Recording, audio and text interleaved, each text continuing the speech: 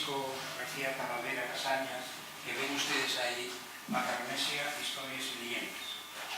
Debo decir antes de comenzar que me acaba de llamar hace un ratito el director de la Real Sociedad pidiendo excusas porque él tenía intención de venir a presidir esta sesión, pero está metido en un lío de tráfico en el puerto y tal, y como, en fin, dice, me voy a retrasar, ¿me representas tú, por favor? Me dijo. Bueno, yo soy miembro de la Real Sociedad, o sea que dice, bueno, pues tú me representas, me excusas ante el público y, bueno, encárgate tú de conducir la sesión. Entonces, excusando al director, vamos a pasar a la presentación del libro, que constará esta presentación de dos partes. La presentación propiamente dicha me corresponde a mí por invitación del autor, pero luego el autor nos va a hablar con más detalle de su libro. Seguro que nos va a proyectar diapositivas y va a hacer una presentación muy amena. Debo decirles también que hay aquí un libro a la venta, por si alguien quiere algunas copias a la venta, por si alguien quiere adquirir una copia a un precio barato, 10 euros me parece que está. Ah, es más. Está 20. Ah, 20.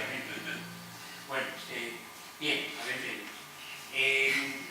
Y dicho esto, déjenme que les diga que para mí es, vamos, podría subir ahí, pero si hago desde aquí estamos todos más cerca, ¿no? Déjenme que les diga que para mí es un placer presentar esta obra por tres razones. Primera, porque lo estamos haciendo en esta casa de la Real Sociedad Económica.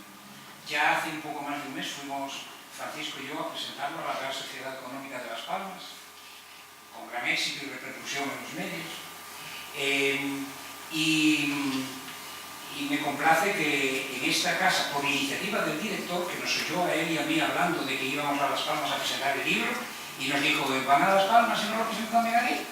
Y entonces, bueno, nos comprometió para que lo presentáramos aquí en la Real Sociedad, fijó una fecha, que es la de hoy, en fin. Lo que no previó es que iba a estar con este tiempo, no lagunero, ¿no? Esa es la primera satisfacción. La segunda satisfacción es que presento la obra de un amigo.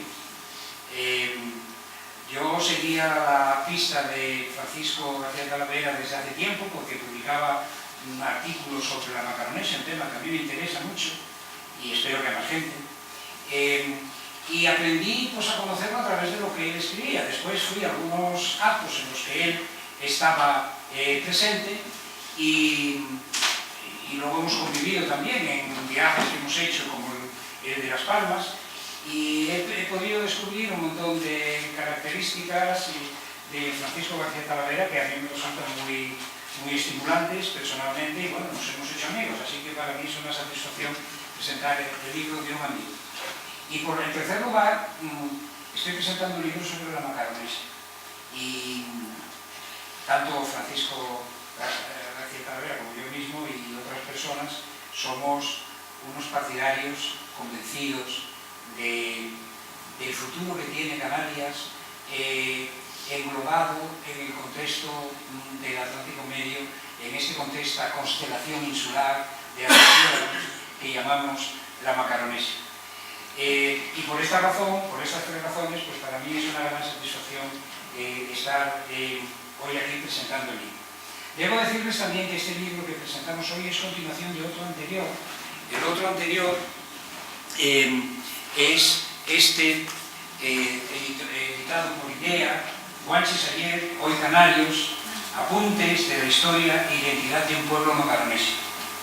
Este se centra en Canarias, pero considera Canarias desde una perspectiva global. No solamente concentra su atención en Canarias, los Guanches, en otra serie de tradiciones y de las características de este archipiélago, pero poniéndolo en un contexto macaronesio.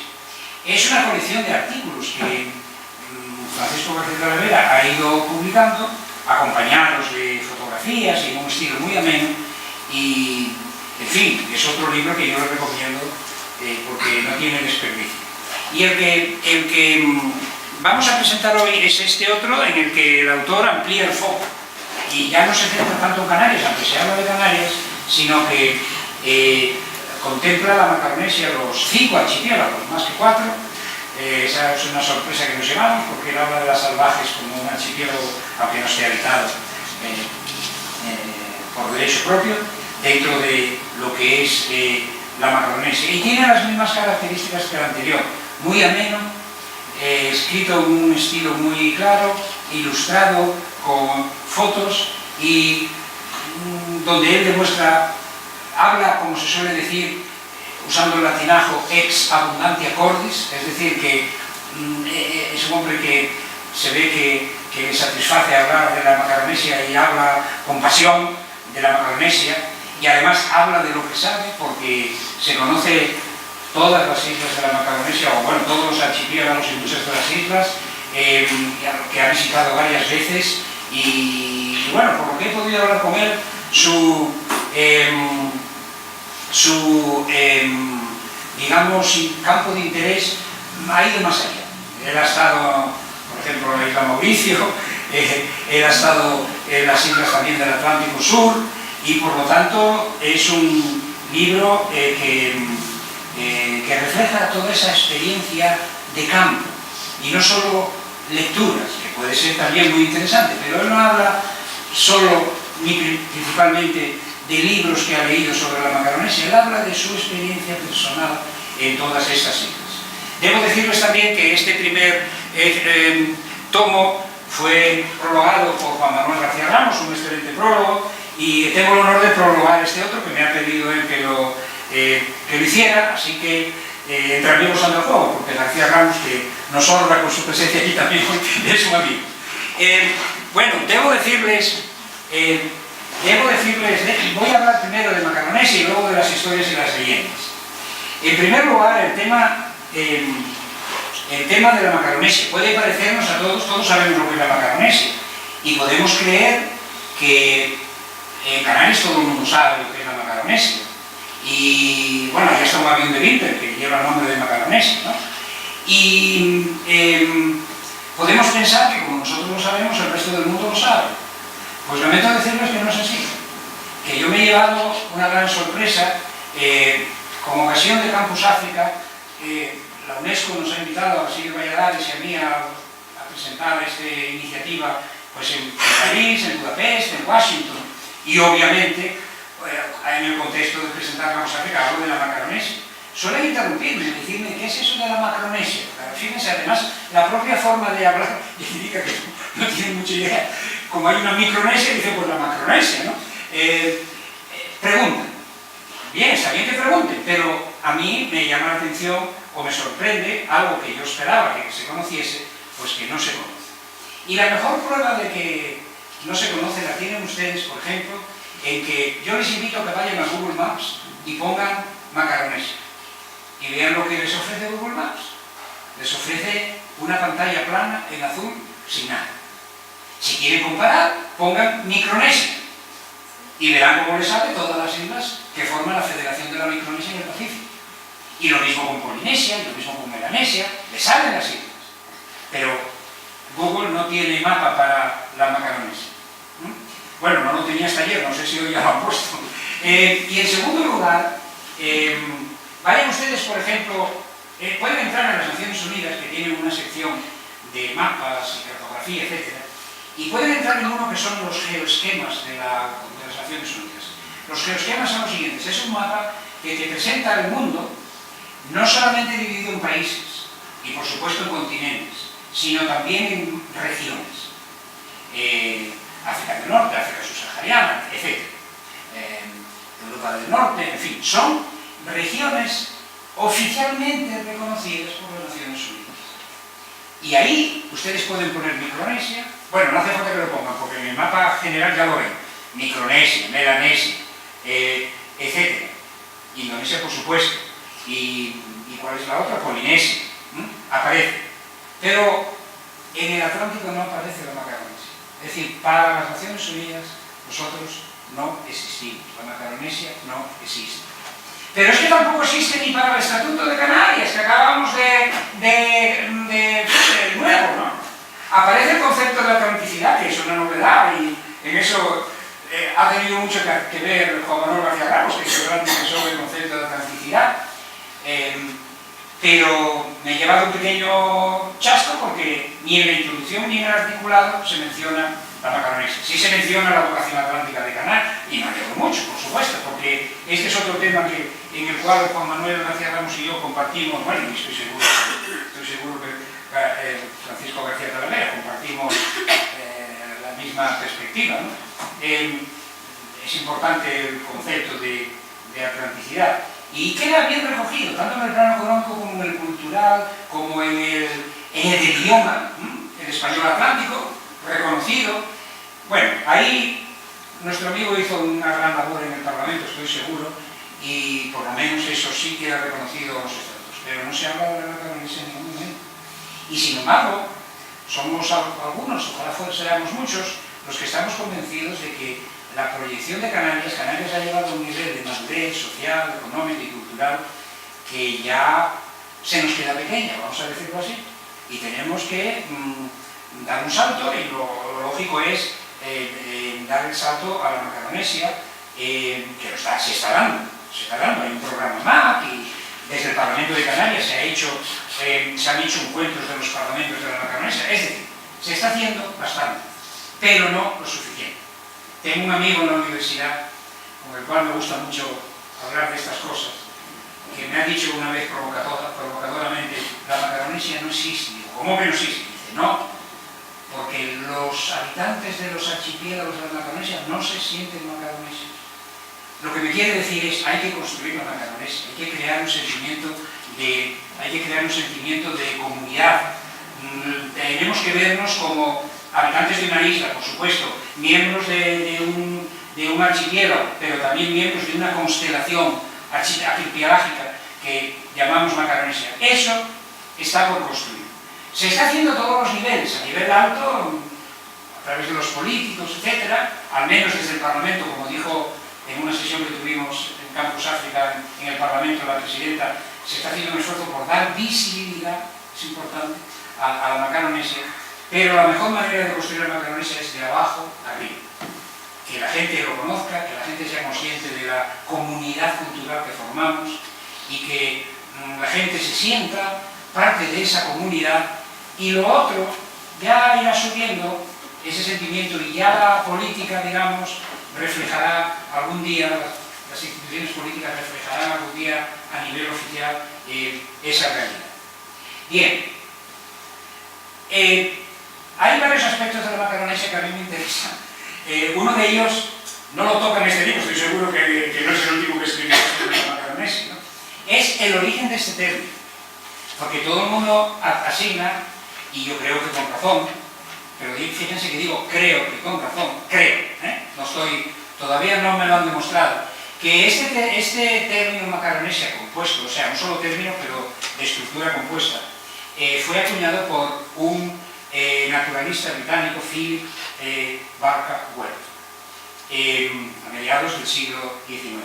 Es verdad que ya en Hesíodo, en el siglo VIII a.C., Hesíodo habla en los trabajos y los días de Macaron es hoy, las siglas de los bienaventurados, pero en otro contexto, como un contexto de una unidad, primero botánica y teológica, y después, ahora hablamos de eso.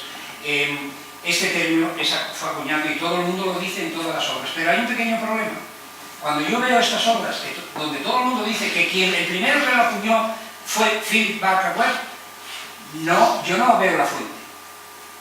Y los que trabajamos en la universidad, cuando alguien dice alguna cuestión de estas, busca la referencia.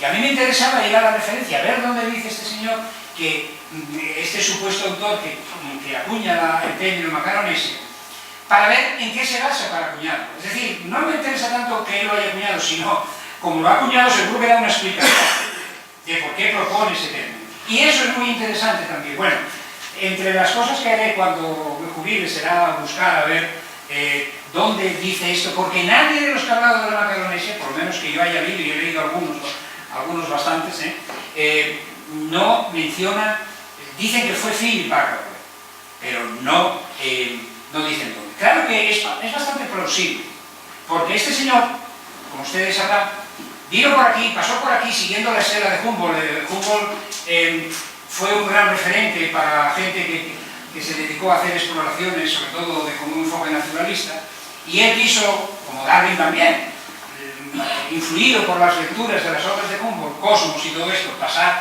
ir a América, ¿no? Y casi hacer una segunda exploración al estilo Humboldt.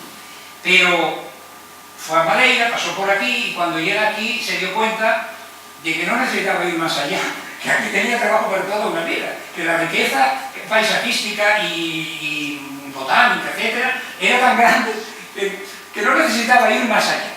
Y luego, un día haciendo, herborizando, etcétera, se encuentra con un francés, que era Sabino Berthelot, y los dos formaron tándem, se dedicaron a herborizar y a coger sus colecciones, y después de todo eso salió el libro La historia natural de las Islas Canarias, escrito en francés, cosa que a Philip Barker no le gustaba nada, porque él era un aristócrata y era de los que creía que fíjense, estamos hablando de final, la segunda mitad del siglo XIX, que la ciencia se escribía en latín. De ahí que yo creo que este señor, precisamente por su conocimiento del mundo clásico, no me choca que él haya adoptado este término, porque seguro que conocía los otros términos que ya se venían de antiguo, ¿no? Y además ocurrió otra cosa muy interesante en esta época. Antes de escribir el libro, pero ya cuando tenían todo lo que tenían recogido para preparar el libro, resulta que un gran explorador marino y muchas más cosas francés que se llamaba Gilles Dumont d'Urville publica un artículo en la Sociedad Geográfica de Francia que tuvo una gran repercusión. Este señor pasó por aquí por Tenerife también y se fue al Pacífico. Y no exploró realmente, pero bueno, visitó las islas del Pacífico y propuso que las islas del Pacífico se podían dividir en 3 grandes regiones. Bueno, 4. Polinesia, Melanesia, Micronesia e Insulindia, que es lo que hoy llamamos Indonesia. Insulindia. Y tuvo tal repercusión y tal influencia que en Francia adoptaron esa terminología. Y este Philip Barker, y si no fue él, fue el otro, Sabino Berthelot, leyeron ese artículo, porque fue un artículo muy influyente en toda Europa. Y entonces, probablemente, de la idea de la Polinesia, la Micronesia y la Melanesia, sacó Philip Barker la idea de, bueno, pues los del Atlántico los vamos a llamar Macaronesia. O sea que todo encaja, pero yo no he visto la prueba del delito todavía y nadie de los que citan a Philip Barker me pone la prueba del delito de la. Y espero encontrarlo, porque creo que puede ser interesante.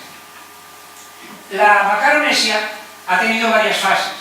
En la Edad Antigua, Macarones hoy, pues eran unas islas míticas que estaban situadas en Occidente, que por cierto en Occidente en griego es Hesperia, Hesperia, en el Occidente, que es donde cae el sol. También decían los egipcios que en Occidente era donde el sol caía y luego volvía a resucitar, es decir, todo lo que tenía que ver con el más allá era en el Occidente. Bueno, los griegos, como naturalmente no podían hablar de islas míticas en el entorno de ellos porque lo conocían muy bien, aunque había muchas islas, las conocían todas, pues decían que para allá, para Occidente, pues que había unas islas que eran las de los bienaventurados, Macarones hoy, y otras islas, las islas Hespérides y todo esto. O sea que hay, como todos sabemos, un contexto mítico. Después, por cierto, este contexto mítico no lo interpretamos igual desde Canarias que, por ejemplo, desde Madeira. No es igual la interpretación mítica que hacen los portugueses que la que hacemos nosotros. Porque, por ejemplo, nosotros decimos que estas islas podían ser las islas de los bienaventurados, las islas de los afortunados, eso era la terminología latina, fortunata isla, ínsula. También decimos que eran las islas Hespérides, las islas del Elíseo. Pero si ustedes leen la versión portuguesa, y no de ahora, antigua, ellos llaman a estas islas las islas afortunadas, pero las islas Hespérides son las de Cabo Verde. Lo encontrarán en Camões, cuando habla. Y esta es la tradición portuguesa, que tronca con la clásica. Bueno, en todo caso, tenemos un contexto mítico, clásico. Posteriormente, estas islas, que eran las islas del Medio Atlántico, pues pasaron a ser unas islas que tenían una comunidad eran una comunidad de cultura y de habitantes, y estoy hablando del Renacimiento en adelante. Y aquí déjenme que mencione algo que yo he recordado cuando estaba leyendo este libro de Francisco García Talavera. En el siglo XVI, a finales, un señor de Azores, bueno, no era un señor, era un hombre, era un clérigo, que era de Azores, la isla de San Miguel, que había estudiado primero en Portugal, después en Salamanca, y que no quiso ser obispo, porque era un hombre muy formado, sino que quiso volver a las Azores, ni siquiera quiso ser obispo en las Azores, sino ser un humilde párroco allí en una iglesia para tener todo el tiempo del mundo para su pasión. Y su pasión era escribir un libro sobre las islas, no lo llama de la Macaronesia, porque no, ese término todavía no lo empleaba en esa época, pero las islas que lo llamaríamos la Macaronesia, se llamaba este hombre Gaspar Frutuoso. Y tiene una obra donde habla tanto de Azores y de los hechos de Azores, etcétera, como de Madeira, como de Canarias y Cabo Verde.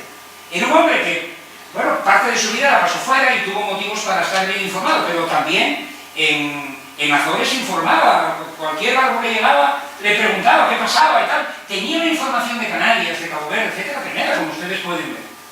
Y este señor concebía estos 4 archipiélagos que hoy llamamos de la Macaronesia como una unidad.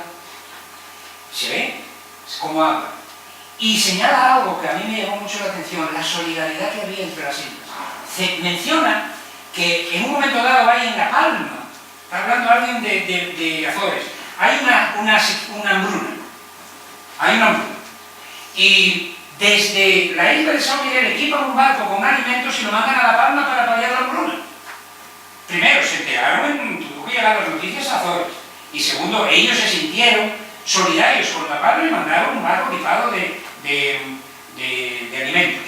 En otro caso que él menciona cuando uno lee Las saudades de la Terra, que es la obra famosa de este hombre, menciona que Funchal sufre un ataque pirata y quedó medio destruido. Pues desde allí llenaron un barco 2 equipados con todo lo necesario para reconstruir, para ayudar a reconstruir Funchal. Es decir, que este señor, por la forma que tiene de hablar y de referirse y como demuestra en el libro, tenía un concepto de la Macaronesia ya como una entidad unificada, como una comunidad que compartía valores culturales. Posteriormente llegamos a la tercera fase en esta evolución histórica de la Macaronesia, que es la del siglo XIX, la naturalista. Ahí tenemos a Philippe Pascalweb y su amigo Sabino Berthelot y algunos más, ¿no? A mediados del siglo XX empieza a haber también otra concepción de la Macaronesia que va más allá de lo que es la parte botánica, etc. Y pasa ya a referirse a un ámbito cultural que también es importante. Por ejemplo, algo que muchas veces en Canarias se olvida, pero que Juan Francisco menciona bastante en su libro, ¿no? La presencia portuguesa en Canarias. Torriani lo manda Felipe II para hacer un informe de sus posesiones Canarias entre otras, de ver cómo crear estructuras defensivas. Llega por aquí y escribe en su informe: en Tenerife, la población, los habitantes de Tenerife son, en su mayor número, portugueses. En segundo lugar, castellanos. En tercer lugar, ya no me acuerdo, genoveses, no me acuerdo. Pero portugueses. Informe oficial de Torriani al rey sobre la población de Tenerife. Y yo creo que esta parte del legado cultural portugués, que es muy importante a la hora de marcar la singularidad de Canarias, no es bien conocido por los propios canarios y creo que merecería la pena. Francisco García Talavera, en su libro, se refiere a eso. Y ya más recientemente, pues tenemos, desde las 2 últimas décadas, o la última del siglo XX, tenemos la política, un esfuerzo por configurar políticamente la Macaronesia. A todo esto se refiere Francisco García Talavera. Él termina, tanto el primer libro como el segundo, termina con unas consideraciones sobre una federación de la Macaronesia, etc. Este tema es un tema está un poco verde, pero porque hay una serie de problemas at the top, ¿no?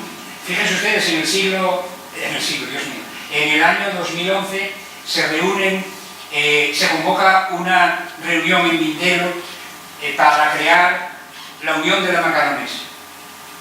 Se suponía, porque habían dicho que iba a ir José Sócrates, el primer ministro de Portugal, Zapatero, y claro, los primeros ministros de los gobiernos de aquí. A mí siempre me intrigó esa reunión y ya empiezo a conocer un montón de detalles porque le he preguntado a los que estuvieron allí, en privado, a Paulino Rivero, a José María Neves, el primer ministro de Cabo Verde, qué pasó ahí en esa reunión. Porque todo era muy bonito, se iba a crear la Unión de la Macaronesia, pero en el último momento Zapatero no va y manda a Chávez, su vicepresidente, este al menos fue, y él dio un discurso y lo colgó, menos mal, porque hoy sabemos lo que dijo, y bueno, no desentonó. Pero Sócrates no fue, José Sócrates no fue, mandó a su ministro de Asuntos Exteriores. Era de Madeira ese ministro, bien, era macaronesio, pero no estaba el primer ministro.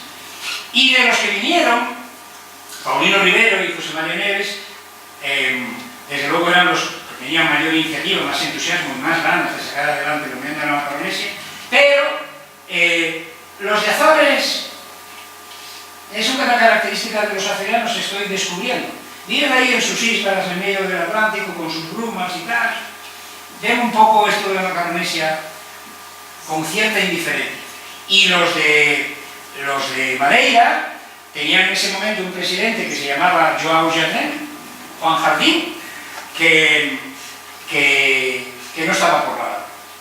Total, que hicieron lo que pudieron, por lo menos hay un espíritu, hay una declaración de ministro que ha servido de inspiración y que otros han tratado de seguir. Ahora hay un esfuerzo por parte del actual gobierno de Canarias, el de Cabo Verde también, y trabajando intensamente con los de Madeira, etcétera, por resucitar esta idea, y parece que se está haciendo con mayores perspectivas de éxito. Y por el lado del Parlamento se le está dando visibilidad haciendo reuniones con los parlamentos, con documentos. Hubo uno muy importante en el año 2000, creo que fue 16, ¿no? Aquí en junio, en nuestro Parlamento aquí, donde hubo una serie de declaraciones y de propuestas, etcétera, que, bueno, es un paso. Las cosas del Palacio van despacio y son muy complicadas, pero mientras tanto, lo que tenemos que hacer nosotros es, si creemos en esto, yo creo que por tradición, por historia y por otras muchas razones, a Canarias, este es un horizonte estratégico para Canarias en las próximas décadas, lo que tenemos que hacer es construir la Macaronesia también desde abajo, entre las poblaciones, conocernos mejor, dar a conocer las producciones culturales, visitarnos más, conocer el legado que tenemos en común en la Macaronesia y construir una comunidad, y eso, claro, hay que hacerlo poco a poco. Yo podía, como ven, estoy hablando alrededor del libro para no hablar del libro, porque es que si hablo del libro, entonces ustedes, ¿qué van a leer? ¿No? Yo les invito a leerlo, porque es un libro muy ameno, muy atractivo, no exento de humor. Por ejemplo, Juan Francisco, sí. No, Francisco. Francisco, perdón, sí. Va en cierta ocasión a Sal, uno de sus viajes, y hablando con la gente y tal, habla con un pastor, allí un poco aislado, que le dice, y se saca una foto con él, que está en el libro, que le dice que allí en el pico de un monte hay unos trazos raros, unas inscripciones. Bueno, todo esto liga con otras inscripciones raras también que hay en otras islas, en fin. Claro, Francisco quiso ir a verlo, fue a verlo, saca la foto y tal. La foto no salió muy bien porque yo ahí veo cosas raras, pero no sé, tengo que ir a ese monte, ya iré. Pero eso se lo indicó un pastor que leí. Y el pastor se llama, espero que no haya muerto todavía, Hércules Forte. Que de Hércules ni de Forte no tiene nada, por la foto que ustedes ven, es una especie de contradicción. Y yo creo que ahí hay humor, ¿no? Hay un poco de humor. Él habla de lo que conoce y habla muy bien. Hay aspectos, por ejemplo, solo para darles unos trazos que les animan a ver el libro. Habla, a mí, claro, él es paleontólogo y, claro, para él lo que voy a decir no tiene nada de raro. Pero a mí eso de que las Islas Canarias hoy son 8, pero en el pasado fueron más, que hoy están sumergidas, y en el futuro pueden ser más o menos, que la isla de Fuerteventura se está hundiendo, pero no se crean que va a hundirse de hoy para mañana, pero que bueno, dentro de 10.000, 20.000 años, yo qué sé. Y eso, que habla de Cabo Verde y dice, bueno, entre la isla de Mayo y la isla de Boavista había otra, que hoy está 20 metros sumergida. Bueno, es verdad, o sea, todo cambia, ya lo decía Heráclito, ¿no? Todo fluye, pero te choca, ¿no? Porque claro, tenemos la idea de que el agua es líquida, ¿no? El aire es etéreo, pero la tierra, tenemos la expresión tierra firme. La tierra es firme.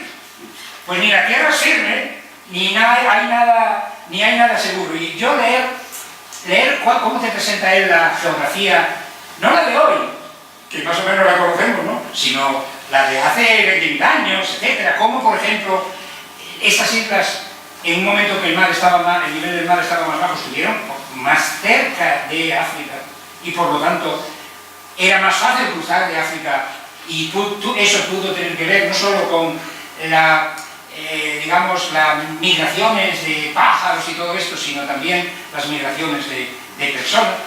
No sigo por ahí, pero es una parte importante porque eso es su profesión. Y otra cuestión. Resulta que parece que los fenicios llegaron a las Azores. Y esto no es ciencia ficción o historia ficción. Puede ser razonable. Si ustedes van en un barco, les coge una tormenta y después, fuera del estrecho de Gibraltar, pueden acabar en las Azores, sin realmente ir a donde querían ir. ¿Y cómo sabemos eso?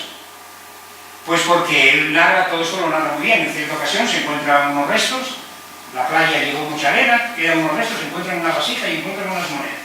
Cuando analizan esas monedas son fenicias, o púnicos, bueno, púnicos. Bien, los púnicos son fenicios más tardíos del norte de Libia y todo eso, o de Túnez y tal, Cartago, pero son púnicas. El problema es que hoy ya no se conservan, pero tenemos testimonios creíbles y tenemos dibujos, etc., por los que se sabe que eran púnicas. Y así sucesivamente. Él habla, cuando habla de Azores, por ejemplo, de la batalla de Angras de Heroísmo, que merece, si no está escrito, merece una novela. Un rebaño de vacas, de entrada, derrotando a un ejército, bueno, un ejército no debería ser muy grande, ¿no? Porque si no se comían las vacas, pero bueno, soltaron un rebaño de vacas lanzadas contra los que habían desembarcado, que vieron que, bueno, aquello terminó como los años de la aurora. Pero después, hombre, la batalla continuó y tal, y al final, bueno, una batalla naval. No les digo más, así ustedes lo ven. Bien, pues, lo único que quiero decirles es que es una obra que merece la pena, escrita por una persona que no solo pone pasión en lo que dice y sabe de lo que habla, que lo conoce de primera mano porque ha visitado todos esos países y todas esas islas, archipiélagos y además ha hablado con la gente y habla de leyendas, pero no son leyendas, cuando habla de las leyendas habla qué hay de verdad en esas leyendas, porque toda leyenda puede ser una construcción imaginaria, pero siempre hay una base de verdad, ¿no? Él se pregunta por ese tema y uno sale de la lectura pues agradecido y ilustrado y no aburrido. Y por todas estas razones yo en primer lugar agradezco y debemos agradecer a Francisco García Talavera Casañas, que también tiene mal, Casañas, debemos agradecerle que comparta con nosotros todo ese saber acumulado a través de tanto tiempo vivido con tanta pasión y aparte, además de agradecerle, creo que merece la pena leer el libro y les invito a leerlo. Les aseguro que queda mucho más interesante en el libro de lo que yo les he contado. Solo les he dado unas pinceladas para que ustedes, si quieren, vean el libro. Muchas gracias y ahora le toca el turno a Francisco.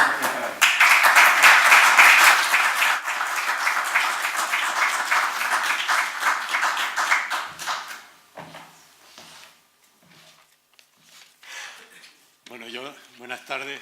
Yo sí me voy a poner aquí porque Vamos a hacer una proyección, ¿no?, con imágenes. Antes que nada, agradecerle al profesor Gómez Soliño.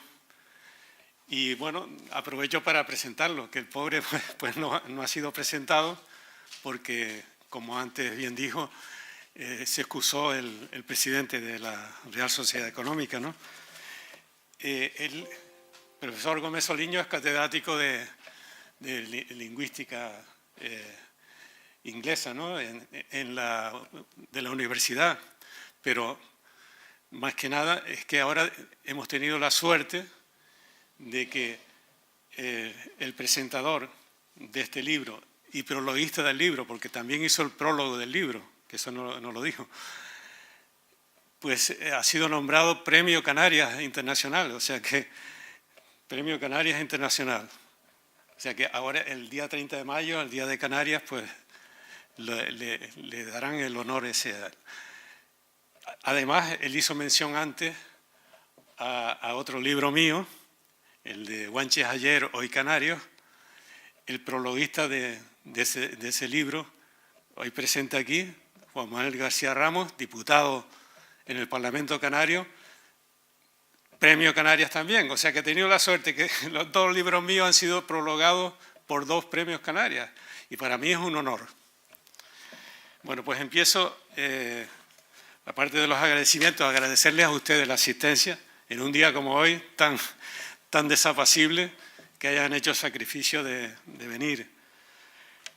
Bueno, decirles que este libro está escrito pensando fundamentalmente en los macaronesios, la gente que vive y siente como suyas estas singulares islas atlánticas, haya o no nacido en ellas. Es una llamada a la cohesión archipelágica para que los azorianos, madeirenses, canarios y caboverdianos nos sintamos más unidos, para que nos conozcamos mejor y nos integremos sin reticencias en esta particular región biogeográfica y geopolítica que es la Macaronesia. Y para ello es fundamental el conocimiento de los estrechos lazos históricos, culturales y hasta genéticos que los macaronesios tenemos en común. Ya veremos que tenemos hasta lazos genéticos. Una región atlántica privilegiada por la naturaleza que compartimos más de 3.200.000 isleños. Bueno, y ahora a continuación paso a comentarles más o menos sintéticamente, aunque mi tendencia siempre es a extenderme un poco en cada eso, pero si no el tiempo se nos echa encima, el contenido del libro.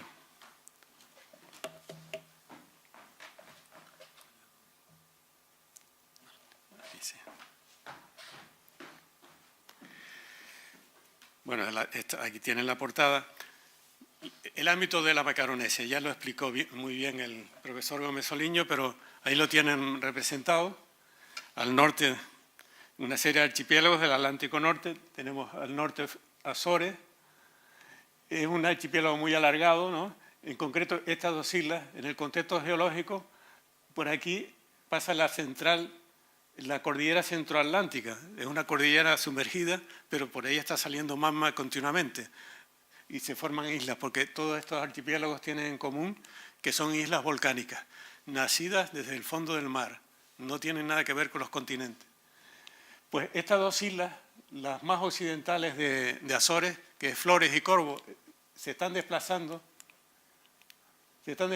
hacia allá, hacia América, porque como les digo, la cordillera central atlántica, una placa que es la placa americana va hacia allá y esta es la placa euroasiática que va hacia allí. Por lo tanto, se está estirando el archipiélago. Nosotros tenemos la suerte, todos los demás archipiélagos tenemos la suerte de vivir dentro de la placa africana. Y, por lo tanto, tenemos mucho menos riesgos de terremotos y de volcanismo fuerte. No es así el caso de Azores, que los pobres están en un límite de placa. Aquí esta línea marca lo que sería la región macaronésica, pero no tiene nada que ver con el límite de la placa, pero que sí coincide un poco, ¿no? están en el límite de unión triple de placas, la placa euroasiática, la placa americana y la placa africana. Y por eso en Azores ha habido unos terremotos muy fuertes, con víctimas, con bastantes víctimas, y el vulcanismo es mucho más acentuado que aquí. Son islas mucho más recientes que el resto. Bueno, no me extiendo más. Y esto es lo que les hablaba antes el profesor Gómez Soliño. Esto es un esquema de la Macaronesia central, cómo estaba hace 20.000 años. Hace 20.000 años el nivel del mar estaba 120 metros más bajo que el actual. ¿Por qué? Porque estábamos en el máximo de la última glaciación. El Cuaternario, en los últimos 2 millones de años, hubo 4 periodos glaciares, o sea, cambios climáticos naturales, pero fortísimos. Pues hace 20.000 años, en el máximo de la última glaciación, que comenzó hace unos 100.000 años, el nivel del mar estaba 120 metros más bajo porque había un casquete de hielo de 2 kilómetros de espesor que cubría el norte de Europa. O sea, las islas británicas estaban sepultadas por un casquete de 2 kilómetros de espesor. Lo que es la península báltica, o sea, los países bálticos, Suecia, Noruega, Dinamarca y el norte de Alemania estaban sepultadas por ese gran casquete. Entonces, fíjense cómo al haber mucho más hielo, pues entonces el nivel del mar pues, estaba mucho más bajo. Con lo cual, lo que ahora son bancos submarinos, como todos estos, eran islas. Por eso yo las he representado ahí. Aquí están las islas desiertas que veremos después, estaban unidos a estos Madeira. Porto Santo era muchísimo más pequeño o sea, era muchísimo más grande que lo que es ahora, porque está a nivel del mar, tiene una gran plataforma. Después todas estas islas de aquí, las islas salvajes, que las veremos después, eran mucho mayores que como están ahora. El Banco de Dacia, que según veremos al final, en realidad estaría dentro de nuestras aguas territoriales, de las 200 millas canarias. Este Banco de Dacia, pues era una isla, la isla de Dacia, tal como está. Y lo más importante, fíjense, Canarias, en realidad seguían siendo siete islas más o menos grandes, porque a pesar de que estaba Lanzarote y Fuerteventura, era una gran isla que yo hice una publicación y la bauticé como la isla de Mahan, que ya está aceptada a nivel científico, en la literatura científica, en las publicaciones ya se habla de la isla de Mahan y tal, como un territorio. Incluía Lanzarote, Fuerteventura y el norte, las islas, el archipiélago Chinijo, Alegranza, Montaña Clara y todo eso. Era una gran isla que tenía unos 5.000 kilómetros cuadrados de superficie, 5.000 kilómetros. Canarias en la actualidad tiene 7.500, o sea que es una isla bastante grande, de 200 kilómetros de longitud. Y lo más interesante es que estaba a 60 kilómetros de la costa de África. Ahora estamos a 95, ¿no? Desde Tarfaya a la punta entallada de Fuerteventura hay 95 kilómetros, pero en esa fecha había 60 kilómetros, lo que decía él, con posibilidades para el poblamiento, tanto animal y vegetal como a lo mejor humano, ¿no? Y bueno, pues las otras islas pues eran mayores. Gran Canaria tenía una gran plataforma, fíjense que era casi del tamaño de Tenerife. Tenerife, al ser más reciente, y La Palma, La Gomera y El Hierro, pues, que son las más recientes, pues la plataforma no era muy grande. Por lo tanto, no, en aquella época no eran mucho mayores, incluso a lo mejor más pequeñas que en la actualidad, porque se han crecido. Bueno, seguimos. Y me estoy extendiendo. La Macaronesia continental, porque si vieron antes, había una franja de la delimitación, la línea aquella blanca, los trazos blancos, incluía un poco de la costa de África que está frente a Canarias, incluso el sur de Portugal, ¿no? Lo que es el Algarve y eso. Eso es un término, una terminología, sobre todo en base a la botánica. Pues aquí tienen, esto es a 30 kilómetros al norte de Agadir, el Cabo Gir. El Cabo Gir es una deformación de Aguer. Yo hice una publicación en su día, Agadir, antiguamente, en la época que los portugueses fueron los que, en el primer establecimiento, los portugueses se establecieron allí y lo llamaron Santa Cruz de Aguer, el cabo inicialmente se llamaba Cabo de Aguer.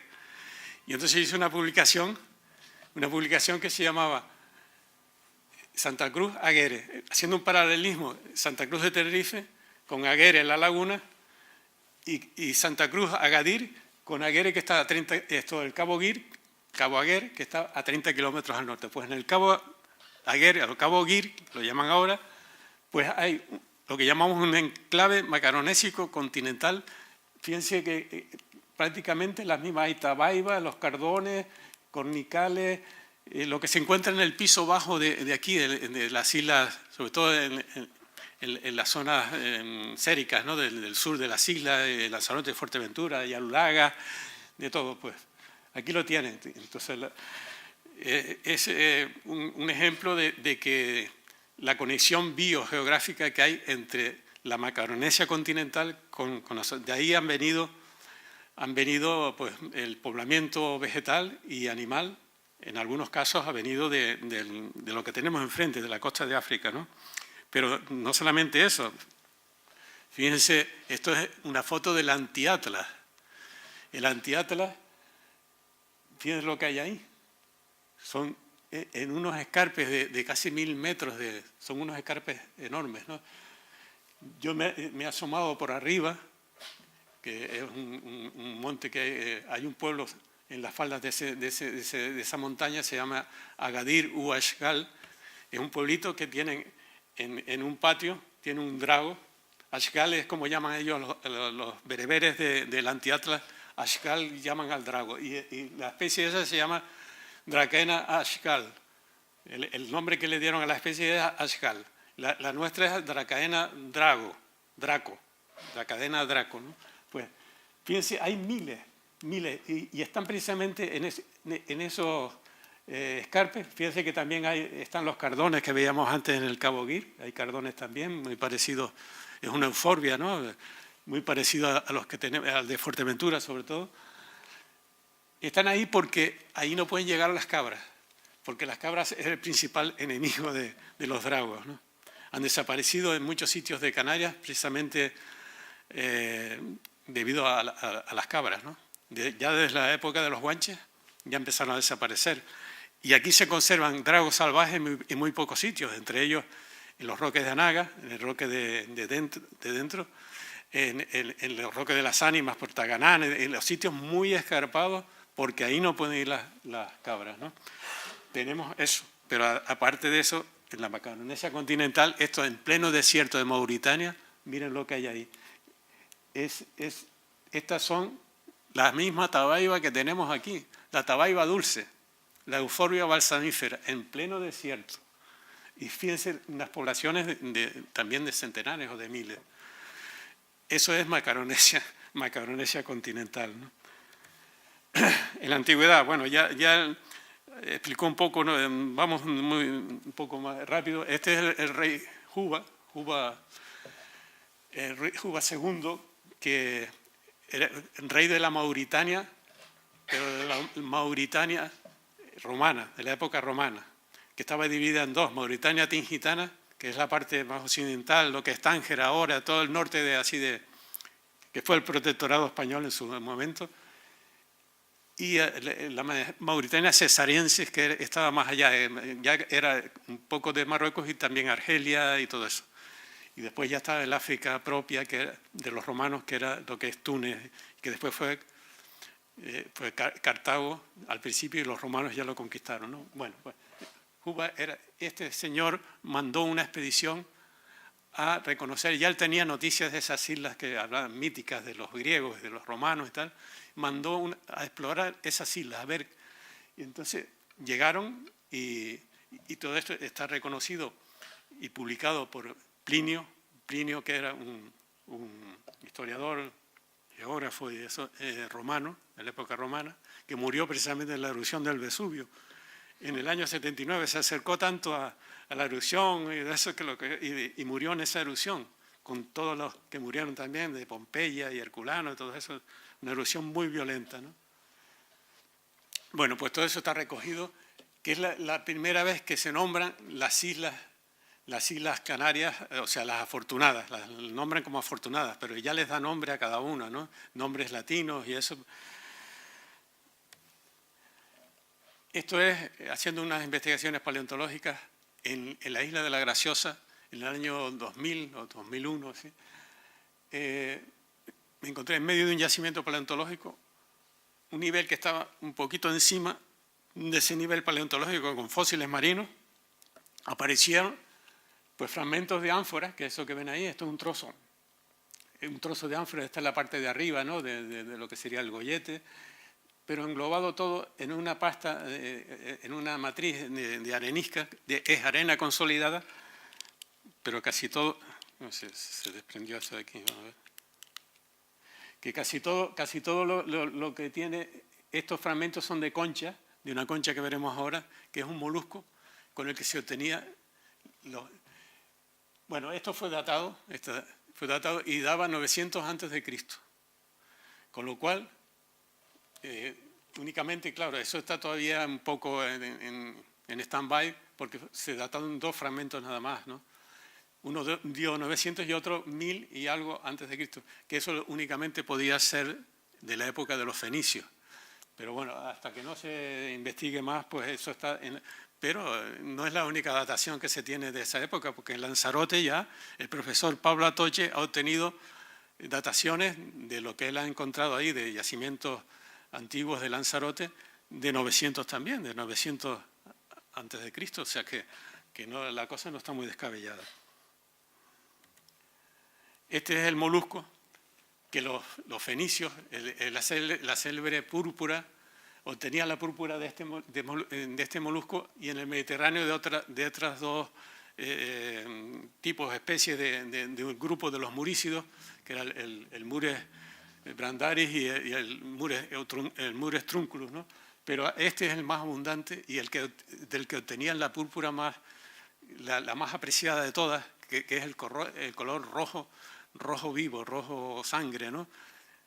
Porque el otro color púrpura más violeta, más eso, pero sin embargo con este se obtenía el más, y por lo tanto venían en busca de este molusco precisamente, los fenicios y después los romanos, porque ya después, a partir del año del 2012 así, aparecieron en la isla de Lobos un yacimiento romano, que eso ya se está siendo estudiado por la profesora Carmen del Arco y otros profesores y conservadores del museo ahora es museo me cuesta decirlo, ¿no? De la naturaleza y arqueología, porque era el Museo de la Naturaleza y del Hombre, donde yo estuve ahí 40 años, pero bueno, pues también aparecieron, vamos a seguir porque si no, aquí tienen una foto del comercio de la púrpura son los tejidos, estos son los fenicios haciendo ostentación, comerciando con gente de otros pueblos costeros, con los célebres tejidos. En la antigüedad, en la época romana y la época fenicia, el precio de la púrpura era más valorada que el oro incluso, porque para obtener un gramo de tinte ese, seco ya, tenían que machacar y todo un proceso, muchos moluscos. Por eso apareció, y lo que apareció en la isla de Lobos y lo de La Graciosa, se ve que había pues centenares y miles de moluscos machacados, ¿no? Para obtener la púrpura. Era un símbolo de nobleza, por eso incluso hasta la Iglesia lo ha adoptado. El color de los cardenales es el color púrpura. O sea, usted está sentado en color púrpura también. ¿Se dan cuenta que es el púrpura al que yo me refiero, el rojo ese más tal? Hay otro púrpura más violeta, ¿no? Se habla el libro, voy de pasada, ya todo el mundo conoce lo de San Borondón. Por eso el libro se llama Historias y Leyendas. La Macaronesia, Historias y Leyendas, porque en medio de la parte esa, diríamos así, científica, un poco de naturalística, pues también incluyo algunas leyendas que son curiosas, como San Borondón, que empezó a hablarse de San Borondón, ya incluso los portugueses también, desde Madeira y de eso, pues también hablaban de San Borondón, que se veían islas al oeste, siempre al oeste. En el caso de Canarias, en este mapa está representado San Borondón. Siempre se suele ver desde La Palma, siempre al oeste de La Palma y del Hierro. Son las islas donde más se ve. Se hicieron expediciones a partir del siglo XVI y eso, expediciones en el siglo XVII y XVIII, gente que dice que desembarcó y que las vio, pero que después ya desaparecieron y tal.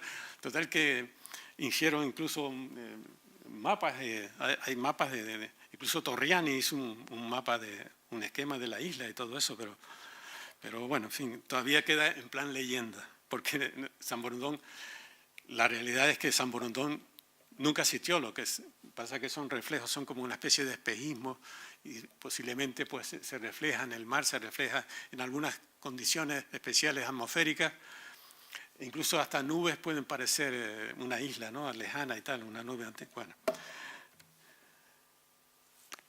Los descubrimientos portugueses. Ya le hablo un poco del tema del profesor Gómez Soliño. Aquí tenemos el infante Enrique el Navegante. Este señor era hijo del rey de Portugal. Estamos hablando del siglo XV, de mediados del siglo XV. Este hombre, pues era una persona diríamos, muy docta y además que tenía muchas inquietudes de descubrimientos, de explorar, sobre todo los portugueses en esa época tenían mucho interés en África. Entonces, los portugueses son los primeros que empezaron a explorar toda África, ¿no? La costa de África. Después ya entraron en conflicto con Castilla, y por eso Canarias, los portugueses intentaron también conquistar Canarias, ¿no? Y hubo ahí unos conflictos de intereses, estuvieron mucho tiempo hasta que al final llegaron los tratados estos de Alcachobas y de Tordesillas y tal. Se repartieron el pastel entre los portugueses y Castilla y por eso llegó hasta América. Entonces, desde tal meridiano hacia el oeste es para España de América, ¿no? Y por eso cogieron todo Brasil, que la mitad de Sudamérica es Brasil, para los portugueses, ¿no? Y la costa de África, exceptuando Canarias y una franjita enfrente y tal, todo lo demás era para Portugal. Bueno, pues este señor favoreció mucho porque además tenía mucho, claro, era infante, hijo del rey, y entonces armó una flota. Ellos tenían muy buenas embarcaciones. Los primeros que navegaron con las carabelas fueron los portugueses, más de un siglo antes que las carabelas. Los españoles tomaron las carabelas de los portugueses, ¿no? Entonces tenían unos conocimientos también de navegación muy grandes y fueron descubriendo toda la costa de África, incluso las islas menos islas del Atlántico remotas, ¿no? Como la isla de Ascensión o Santa Elena, Tristán da Cunha, que están en medio del Atlántico, las descubrieron. O sea, muchas veces por casualidad, como veremos, porque eran desviados por una tormenta. Con el caso de Azores, ¿no? Y salvajes. Esto es un esquema, los portugueses llegando a la isla de Santa María. Es la isla más oriental de las Islas Azores, Santa María. Y es la isla, diríamos también, la isla más tropical y para mí, desde el punto de vista paleontológico, la más interesante, que es la única isla que tiene fósiles marinos muy interesantes. Bueno, está representando eso la llegada de los portugueses, que el descubrimiento de las Azores fue precisamente casual. Por una tormenta, ellos regresaban de África, y iban hacia Lisboa, y al llegar a la zona del estrecho, los cogió una tormenta y se desviaron como 500 kilómetros hacia el oeste y descubrieron Azores, ¿no? También, como les decía antes, pues fueron descubriendo toda la costa de África y esto es el célebre Banco de Arguín, que esto ahora pertenece a Mauritania. Este es el Cabo Blanco, aquí está la frontera, ¿no? del Sáhara con Mauritania, y todo esto ya es Mauritania. Y ellos establecieron aquí en la isla la isla de Arguín, establecieron una fortificación precisamente. Estamos hablando de mediados del siglo XV. Los portugueses ya se establecieron ahí, entonces con el ánimo de establecieron aquí y siguieron para abajo, ¿no? Ya les digo, y doblaron el Cabo de Buena Esperanza y se fueron hacia la India y toda la África Oriental. Bueno, el imperio portugués fue inmenso en aquella, pero hacia allá, ¿no? Era con el ánimo, más que nada, de comerciar y de esclavizar también a la gente. Ya necesitaban, ellos descubrieron Madeira, para hablar de Macaronesia, descubrieron Madeira en el año 19, primero Porto Santo y después Madeira. No pudieron entrar en Madeira porque la laurisilva de Madeira era tan espesa que llegaba hasta la misma costa, hasta el mar. Y entonces se tuvieron que establecer en Porto Santo, que ya lo veremos después, es una isla es más pequeñita, 50 kilómetros cuadrados y muy llana, y no tenía esa densidad de laurisilva, tenía un poquito en algunas montañas y tal, y sobre todo tenía muchos dragos que llegaron a desaparecer. Sin embargo, le estuvieron prendiendo, hablan las crónicas, 6 años estuvo ardiendo la isla, le prendieron fuego para poderse establecer en la isla. Una vez que iban desde Porto Santo, le prendían fuego, regresaban, y en este plan, ¿no? Hasta que deforestaron gran parte de todo, desde la costa hasta una cierta parte, y entonces ahí ya pudieron establecerse y empezar a cultivar con ganadería y con tal, y sobre todo la caña de azúcar, que era a lo que iba, ¿no? Entonces necesitaban esclavos para sostener todo, porque estaba muy poco poblada. A partir del 1420, pues estaba muy poco poblada la isla y necesitaban gente, mano de obra, para todo el proceso de la caña de azúcar. Entonces venían a hacer razias a Canarias, a las islas Canarias que todavía no estaban conquistadas. Estamos hablando de 1420 que se establecieron, después 1440, 50 por ahí. Entonces, en esa fecha únicamente existían Lanzarote de Fuerteventura, La Gomera y el Hierro. Eran islas llamadas de señorío. Estaba el señor de las islas, que era en este caso Diego García Herrera, tal, y no pertenecía a la corona. Estaba en conexión con la corona, pero no era la corona de Castilla. Pero Tenerife, Gran Canaria y La Palma estaban sin conquistar. Entonces venían a esas islas, hacían razias de esclavos y se los llevaban a Madeira, y ya veremos después qué pasó. Azores, vamos a empezar con Azores. Azores es el archipiélago más al norte, lo podríamos llamar la Macaronesia húmeda. En Azores son islas exactamente igual que las nuestras, con sus calderas. Esto es una inmensa caldera, bueno, la caldera que tenemos en las Cañadas, más o menos, imagínense así que, pues allí donde hay una caldera o donde hay un cono volcánico y tal, donde hay una depresión, donde haya una depresión del terreno, hay una laguna. Y esta la llaman la laguna de 7 ciudades. Ellos hablan también de la leyenda esta de las 7 ciudades y de la Atlántida y todo eso. Ellos dicen que la Atlántida estaba allí. O sea, cada archipiélago tiene sus leyendas también, ¿no? Este es un sitio muy bonito y la llaman eso, Lagoa das 7 ciudades. El libro, todo esto lo encontrarán en el libro, no todo está.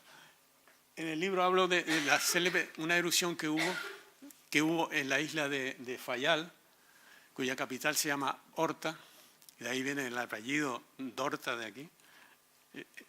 El apellido Dorta es uno de los apellidos que podemos considerar como canarios. Se formó en Canarias. En Portugal apenas hay Dorta. O sea, y en España ahora mismo, en la península, Dorta apenas. El apellido Dorta se formó aquí y pasó después a América y eso, ¿no? El Dorta es uno de los apellidos genuinos. Es de Horta, de un señor que vino en el siglo XVI, que se llamaba, no me acuerdo, Luis de Horta, que venía de Horta, de la isla de Fayal, capital Horta.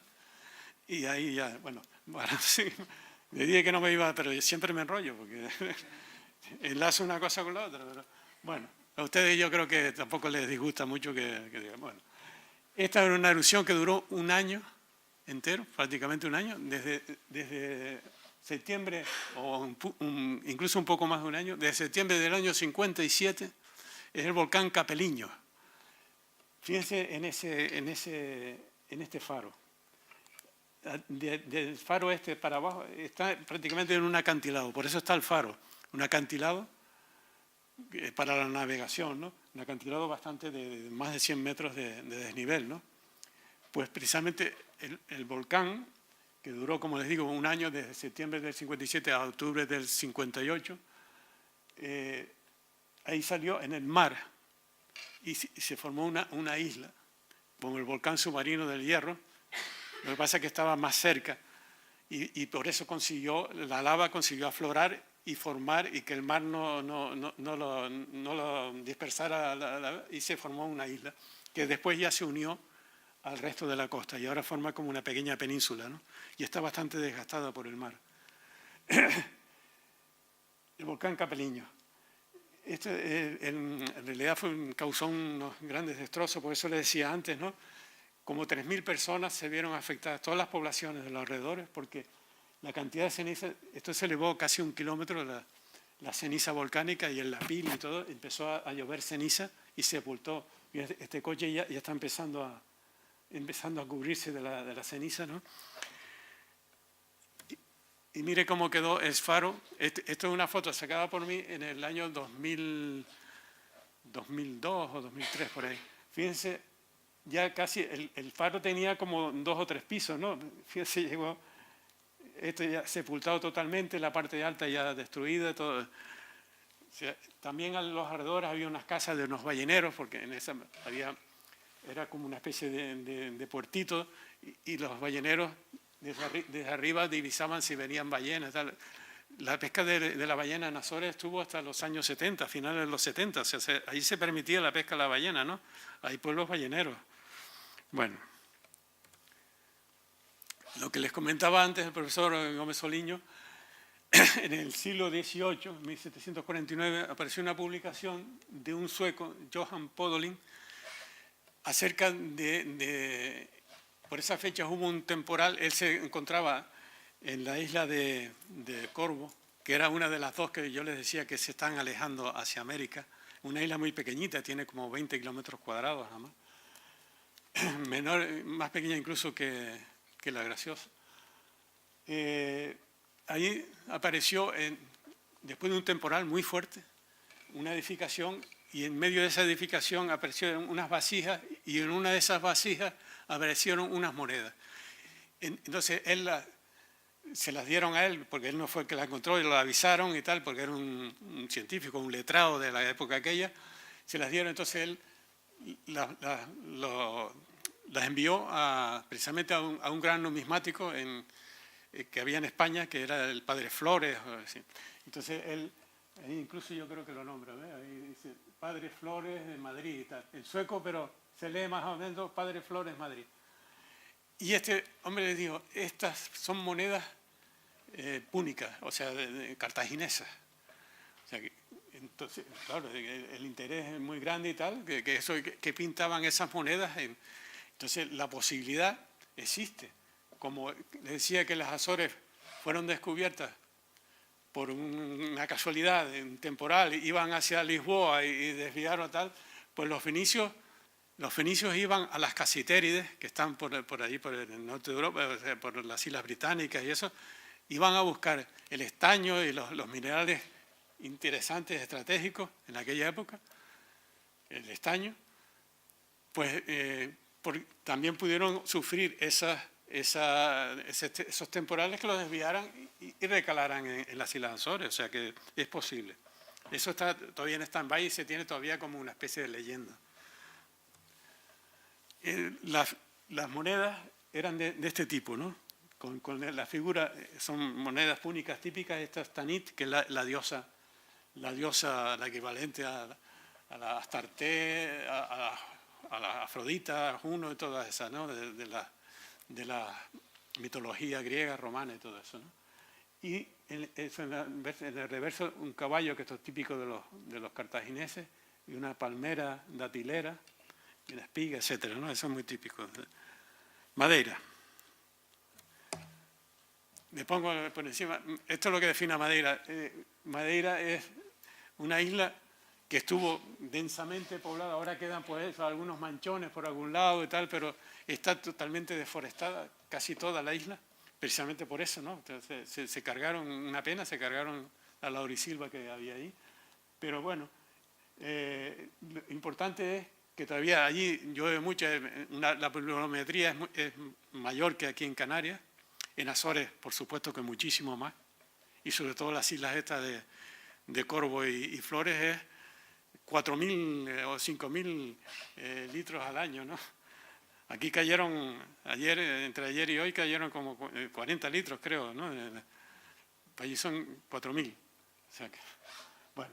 Entonces eso ha formado precisamente esos grandes barrancos, ellos lo llaman ribeiras, ¿no? Que en algunos sitios tienen hasta 1.000 metros también de escarpe, ¿no? En Madeira es interesante, eso viene en el libro, esta es la portada de un libro, sobre un trabajo sobre los esclavos en el archipiélago de Madeira, de los siglos XV al XVII, y fíjense la portada, este señor, yo tengo el libro dedicado por él, tuve la suerte que estuvo aquí en un congreso que hubo aquí, especie de congreso, una jornada sobre la Macaronesia precisamente. Celebraron en el Museo de Ciencias Naturales, de la Naturaleza y el Hombre. Entonces lo conocí a este hombre y me dedicó el libro y fíjense en la portada. Y antes les hablé de los esclavos, ¿no? Los portugueses hacían racia, también trajeron algunos esclavos de la costa africana, ¿no? En aquella época todavía no habían llegado muy abajo y entonces los esclavos africanos que traían eran esclavos bereberes, senagas sobre todo, los que estaban en la costa esa de Mauritania, por ahí, que eran todavía... El río Senegal es el que marca la frontera entre Senegal se llama por los sanagas, el nombre viene de los sanagas que eran bereberes. En la época aquella, toda la costa estaban los sanagas y los que en las racias que hacían también los canarios, bueno, desde Canarias que se hacían, empezó el propio Betancourt, al principio ya empezó con las racias y después ya siguieron todo, el señor de las islas, Diego García Herrera y todo eso, empezaron a hacer racias, a traer esclavos que fueron sustituyendo a los esclavos guanches. Pues eran blancos, pero también ya empezaron a traer esclavos negros. Y fíjense, la diferencia tan grande que hay. Aquí habla de los esclavos, ¿no? Fíjense, el tambor que tiene es de tipo bongó africano y fíjense las características de él, ¿no? El pelo así y tal, más bien africano. Y fíjense este es la representación de un esclavo guanche. Ellos se llevaron los esclavos, como les decía, para el pastoreo y sobre todo para emplearlos en los ingenios de azúcar. Algunos de ellos se hicieron especialistas, se fueron ahorrando con su trabajo y tal. Ahorrando quiere decir que se pagaron su rescate y ya no fueron esclavos. Y algunos llegaron a ser maestres de azúcar, porque en todo lo que es todo el complejo de los ingenios de azúcar hay muchos especialistas en cada, entramos, los caldereros, los desbrujadores, los almocreves, los no sé qué, cada uno tiene su función dentro de todo el complejo. Es como un complejo industrial, como una refinería, pero en pequeño, ¿no? Bueno, pues aquí está un guanche, porque fíjense el pelo mismo ya lo denota, ¿no?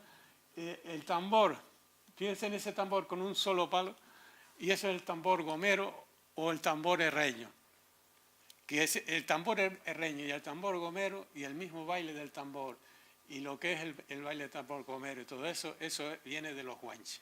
Eso es indudable. Diga lo que diga Lothar Siemen o quien sea. Eso está clarísimo, además lo dicen ya muchos especialistas, ¿no? Bueno, pasé. Esto es Porto Santo. Fíjense la diferencia tan grande que hay entre Madeira y Porto Santo, ¿no? Porto Santo es una isla pequeña, como les digo, y muy llana.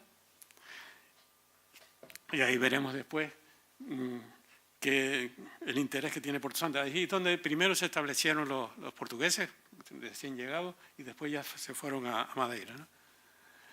Les decía antes que el escudo, este es el escudo de la isla de Porto Santo, un drago.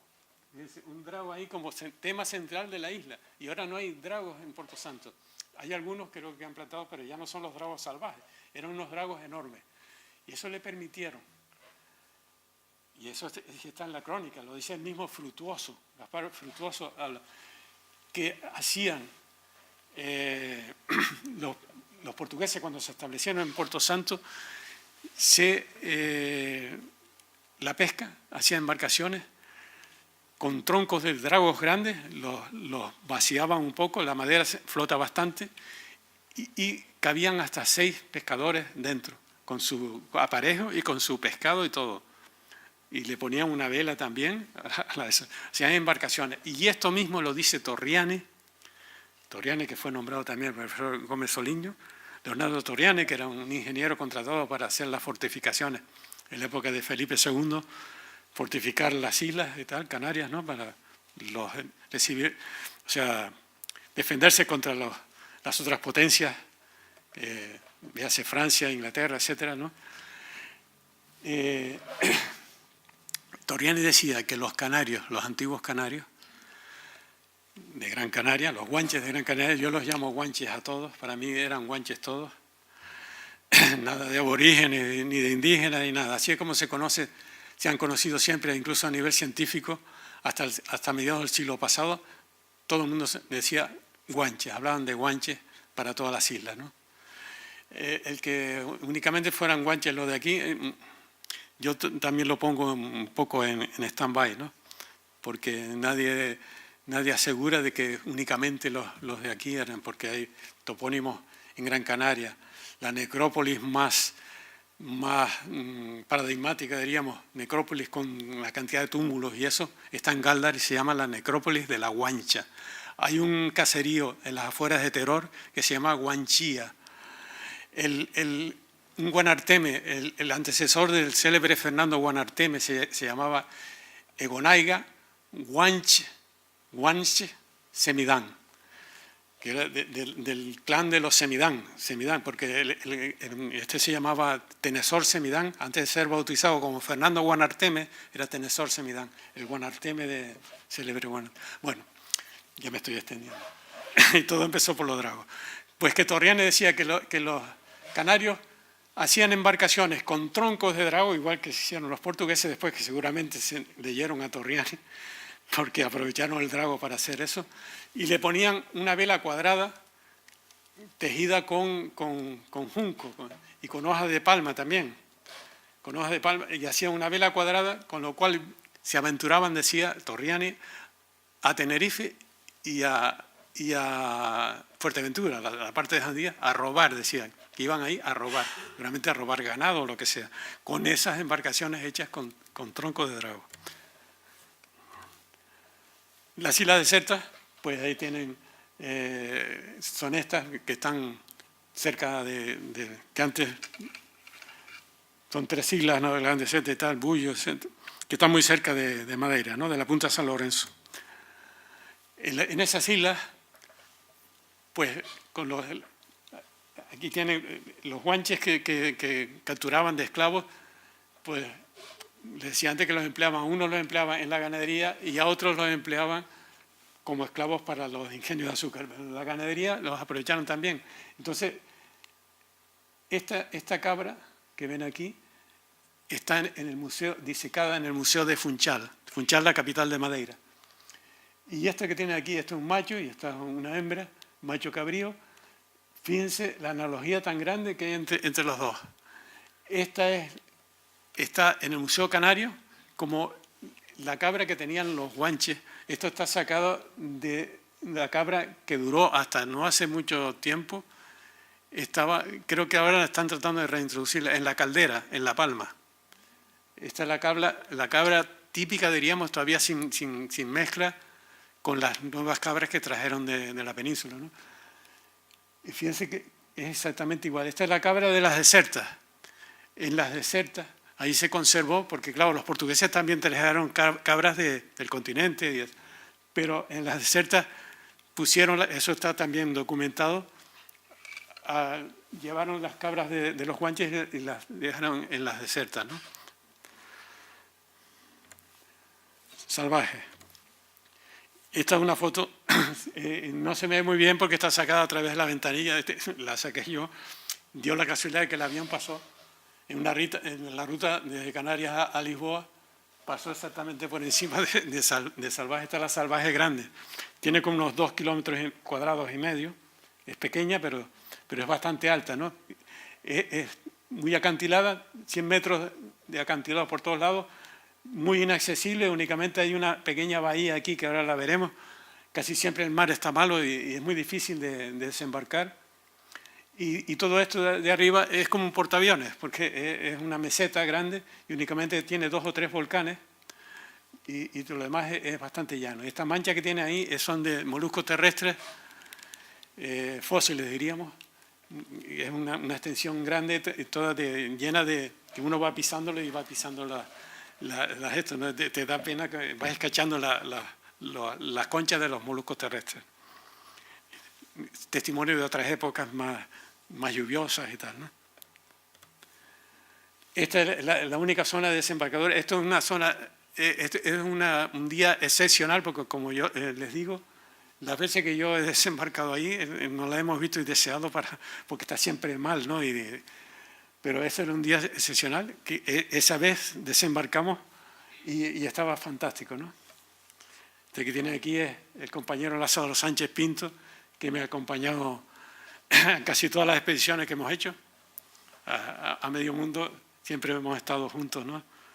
Hemos estado hasta en la isla de Pascua, hemos estado juntos, Lázaro y yo, en Galápagos y en tantos otros sitios.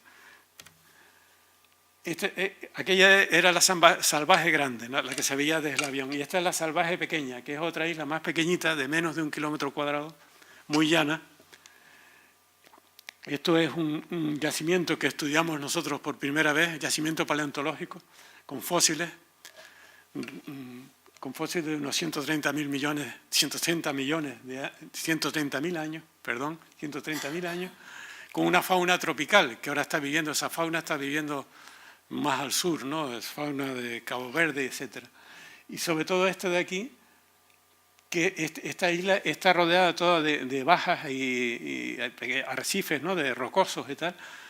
Y en el libro lo pongo un cementerio de barcos. Es un artículo salvaje, es como un cementerio de barcos, porque hay, desde la época de antigua, de los romanos, los fenicios y eso, ahí embarrancaban siempre, porque claro, en aquella época no había faro, y hubo faro a partir de los años 80, antes que eso no había faro. Entonces este barco, yo lo vi en la primera vez que estuve en Salvaje, estaba completo, era un gran petrolero de no sé cuántas 40.000 toneladas o así, enorme, y miren lo que queda allá. Esta foto es del año 2000, ya el mar se lo había cepillado, ¿no? Y estaba como montado sobre la isla, ¿no? A veces se despistaron, iban por la noche y tal, se despistaron, al que dejaron ahí al mando del radar o de lo que sea, se montó en la isla.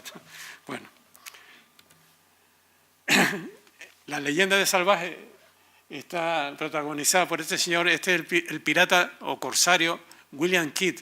Es un pirata escocés que tenía la patente de corso para asaltar en el siglo XVI, XVII.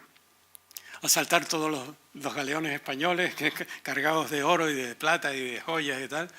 Pues este señor traía 3 galeones, bueno, el contenido de 3 galeones que había asaltado y tal, y iba rumbo a Inglaterra, ¿no? Y tuvo la mala suerte de pasar por ahí, en la Salvaje pequeña, y ahí embarrancó.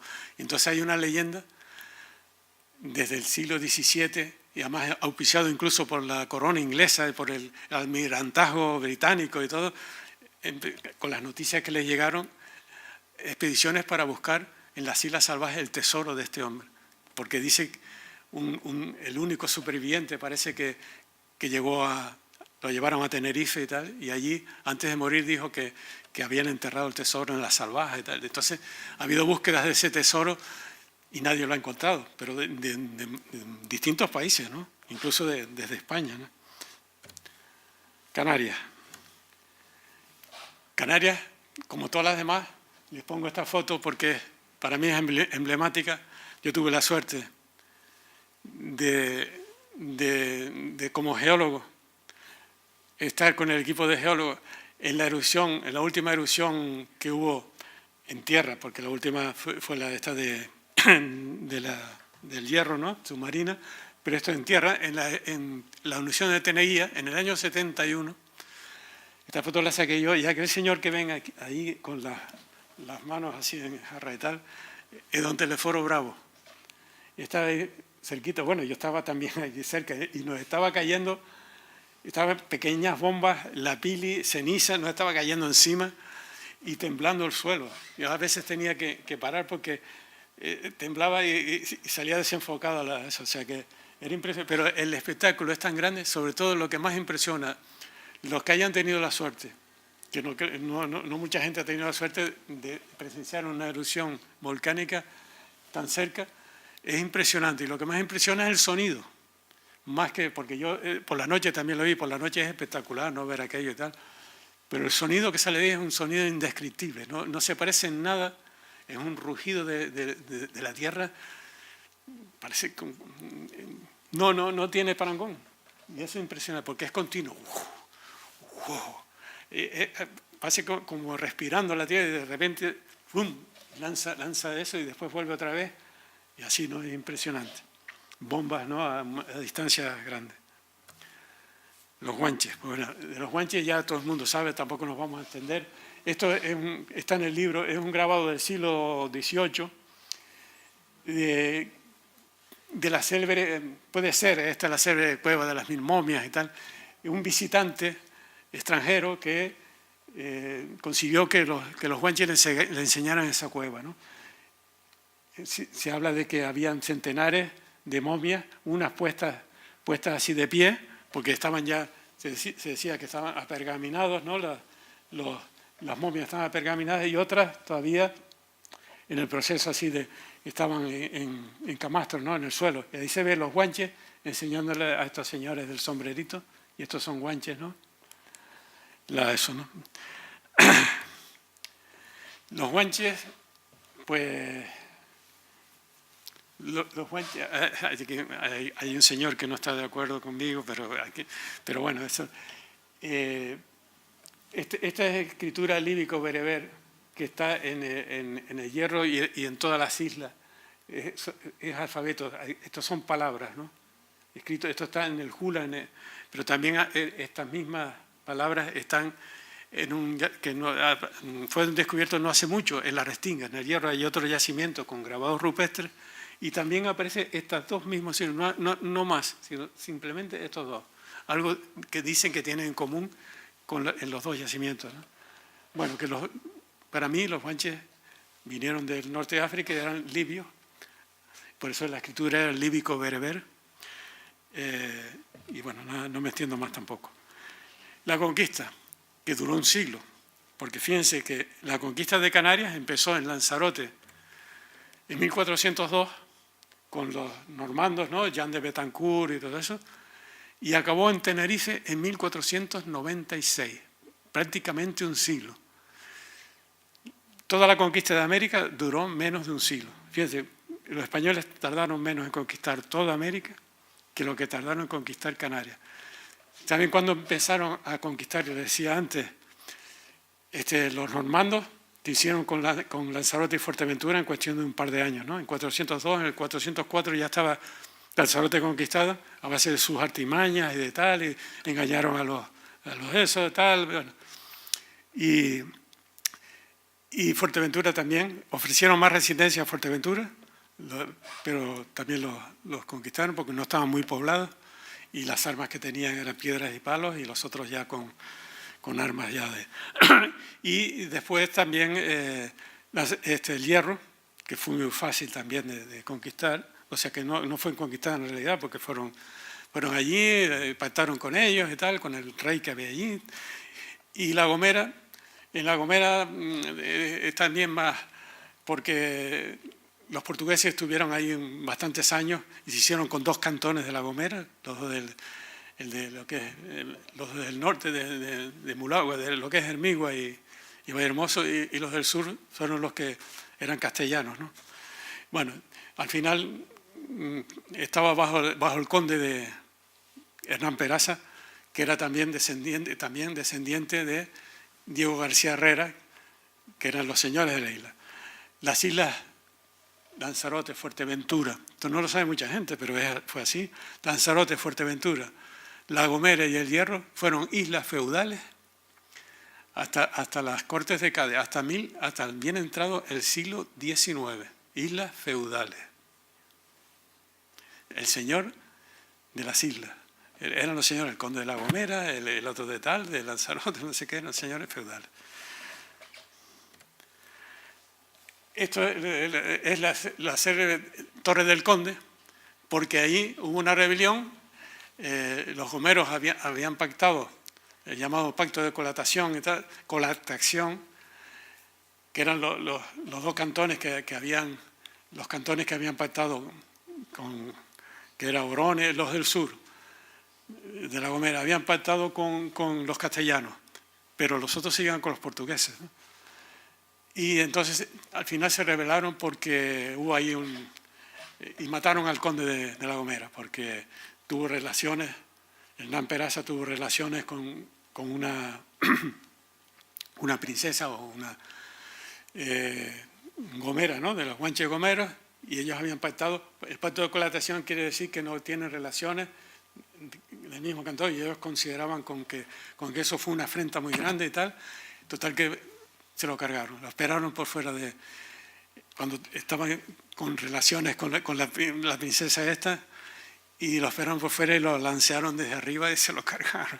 Bueno, total que después hubo la Bobadilla, que era Inés de Bobadilla, que era la condesa de La Gomera, se había casado con este señor, con Hernán Peraza, se refugió ahí, porque fue la rebelión de los gomeros, se rebelaron, entonces corrían peligro y todos se refugiaron en la Torre del Conde. Entonces pidieron auxilio a Pedro de Vera, que era ya el gobernador, el conquistador de La Gomera, de Gran Canaria, que ya Gran Canaria estaba conquistada.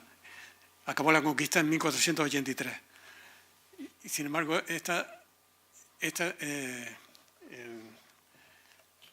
esto sucedió en el año 88, 1488. Bueno, total que al final pues se refugió ahí, y este es el símbolo de la rebelión de los gomeros. Este fue el caudillo Autacuperche, que fue el que dirigió esa rebelión y tal. Dicen que él fue incluso el que se cargó y este es un monumento que le hicieron en Valle Gran Rey. En Gran Canaria, la conquista de Gran Canaria, también la última resistencia de Gran Canaria, los guanches se refugiaron en el interior, en las montañas del interior. Y este es el roque de Ventaiga. Aquí hay unos yacimientos muy interesantes y tal. Y se refugiaron en las fortalezas naturales, ¿no?, Ventaiga. La resistencia en La Palma, la conquista de La Palma, acabó la conquista de Gran Canaria, acabó en el 83. Uf. Mi madre. Bueno, voy rápido. Perdón.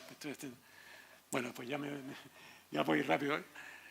Esto es La Palma, es la caldera de Taburiente, fue el refugio de los últimos. Y aquí la conquista es la batalla de Acentejo, es una representación, es un cuadro de Robaina, de Gumersindo Robaina, donde representa la batalla de Acentejo, que fue un descalabro terrible, la matanza de Acentejo, un descalabro terrible del ejército conquistador. La influencia portuguesa, lo que les hablé antes, ¿no? Esto es toda la parafernalia de un ingenio de azúcar, ¿no?, haciendo todas las labores del ingenio de azúcar. Magallanes, en su viaje en su viaje alrededor del mundo, donde la primera escala que hizo fue precisamente en Tenerife. Salió de Sanlúcar, en Cádiz, y hizo una escala en la Montaña Roja, en Monterroso, que ahí las naves fondearon ahí, y entonces ahí embarcaron cuatro personas en el sur de la isla, y uno de ellos fue uno de los que llegó. Eran 5 naves y únicamente regresó una, toda estartalada y tal, y regresaron a Sanlúcar de Barrameda. Cuando llegaron 18 nada más, porque otros 13 habían quedado retenidos en Cabo Verde, y uno de ellos era Pedro de Tenerife, que sí figura, 18 y 13 eran 31, que figuran los 31 en esa placa. Esto es en Guetaria, Guetaria es la localidad donde nació Elcano, Juan Sebastián Elcano. Y aquí figura, no sé si está... Sí, bueno. Bueno, aquí Pedro de Tenerife. Por aquí está arriba, Pedro de Tenerife, ¿no? Todos los demás suelen tener apellido y tal, pero ahí Pedro de Tenerife. Y yo supongo que ese Pedro de Tenerife pudo ser guanche porque además lo cogieron en el sur. Vamos a seguir más. La leyenda de Canarias pues, es la de los bimbaches en el Hierro, la leyenda del Garoé, que era una isla con muy poca agua y entonces había un árbol, en realidad podrían ser más, ¿no?, de la zona, y que por la condensación, la lluvia horizontal, pues obtenía el agua de allí. Yo relaciono en el libro, lo podrán ver en el libro, relaciono la palabra Garoé, en realidad como lo nombran los primeros, decían Garoé, no decían Garoé, como se dice ahora, sino Garoé. Garoé con la palabra garúa. Y donde yo oí por primera vez, aunque aquí creo en algunos sitios dicen garúa también, está garujando, garuja, está garujando. Es precisamente esa lluvia, esa posmita, esa niebla que produce, que se condensa y deja una cantidad de agua terrible. Esto es en Galápagos. Cuando estuvimos en Galápagos nos decían, ahora dentro de poco va a ser la época de la garúa. Digo, ¿cómo garúa? Dice, sí, esa lluvia, esa pequeña posmita y tal, fíjense, entonces lo relacioné garúa, garoe, porque es lo mismo, ¿no? Lo del garoe es la condensación del agua y tal. Ahí hago yo esa comparación entre los dos términos. Ya. Los canarios en África. Esta es la torre que hizo Diego García Herrera en 1474, precisamente para hacer las razzias que yo le decía, ¿no? De coger esclavos, comerciar también, pero sobre todo coger esclavos para traerlos a Lanzarote, Fuerteventura y tal. Eso es una foto, la primera vez que estuvimos allí, en 1996, en el año 96. Pues miren cómo estaba en el 2016, 20 años después. Fíjense, la primera vez tuvimos que ir por el mar y ahora el mar está sepultado. Estos son los restos de aquello que veían, sepultado por las dunas. Fíjense, en 20 años lo que ha avanzado el desierto, para que vean lo que es la desertización. Esto también habla, los canarios en África, pues los canarios estuvieron pescando, eran los únicos los canarios, estuvimos pescando ahí durante 300 años, los únicos que se aventuraban desde aquí, desde el sur de Canarias, desde el Cabo Bojador y eso, hasta aquí, hasta el Mauritania, el Banco de Arín, y todo esto está plagado de topónimos canarios. Todos son el médano del Gofio, no sé qué, del Tarajá, de no sé cuál de tal, son todos topónimos por los canarios. Y esto es George Glass, que es un señor, un mapa publicado con las indicaciones de él, 1769, de George Glass. No me extiendo más porque ahí tienen los brigantines canarios pescando en la costa de África, ¿no? En América, pues, también ahí tiene el Padre Anchieta, que este es el paradigma. El Padre Anchieta es un personaje mucho más apreciado, yo creo, en Brasil que aquí. Este era un ilustrado, un señor que era poeta, literato, ingeniero, arquitecto, lingüista. Lo llaman el apóstol del Brasil. Fue el primero que hizo un diccionario tupí-guaraní para poder evangelizar a la gente, a las tribus de guaraní sobre todo y de otras facciones tribales. Él hizo un diccionario tupí-guaraní-castellano para poder entender. Fíjense, la pena es que se fue bastante joven, fue a estudiar a Coimbra, porque la madre era procedía era portuguesa y era judeo-cristiana.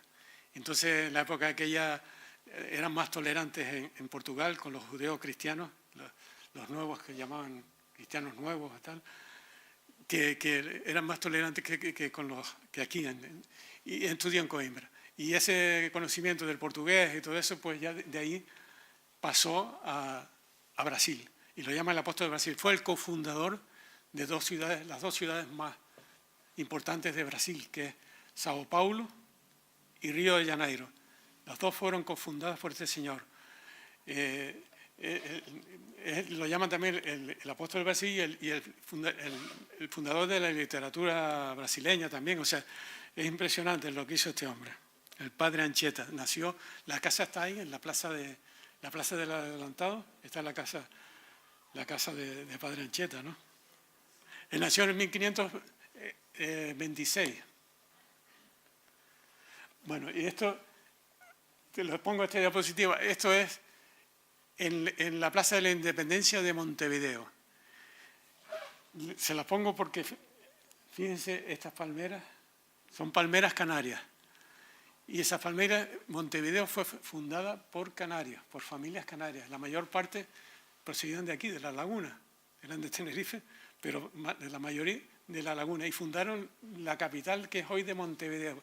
Fundado por canarios en los años 1720 y tantos, así, me acuerdo ahora, 29, 29.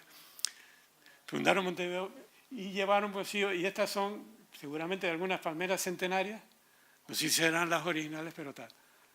Y este es el edificio, salvo que emblemático ahí, fue el edificio más alto de toda Sudamérica. Tiene 27 plantas, de un estilo ecléctico de esto, ¿no? Art Deco y tal. Bueno, muy interesante. El Palacio Salvo se llama. Vamos a ir más rápido. Cabo Verde. Bueno, Cabo Verde es, si antes Azores era la Macaronesia húmeda, el otro extremo, Macaronesia árida. Pero es muy bonita. Esta es la isla Boavista.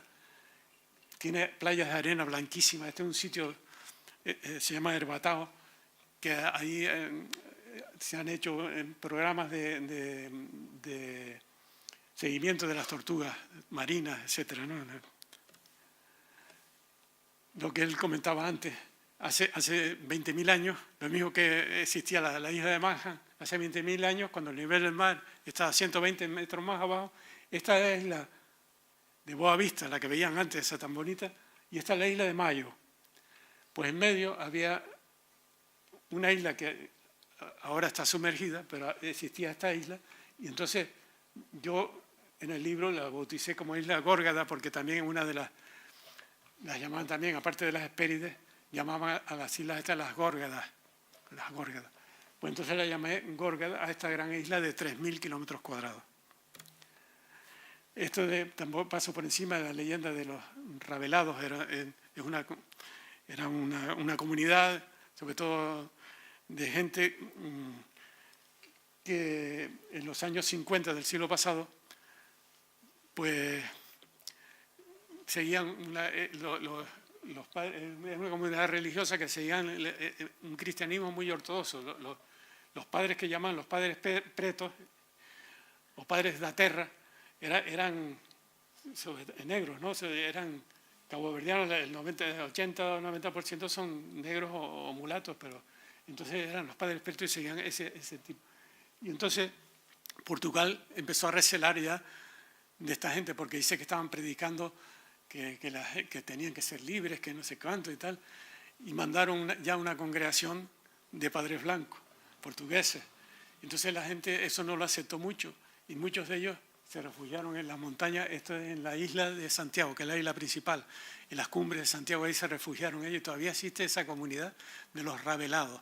Al principio Ravelados eran porque de rebelión, de la revelación, porque el cristianismo de ellos seguían, ya les digo, como voto de pobreza, favoreciendo a los pobres, decían todo en latín, eran muy ortodoxos y tal.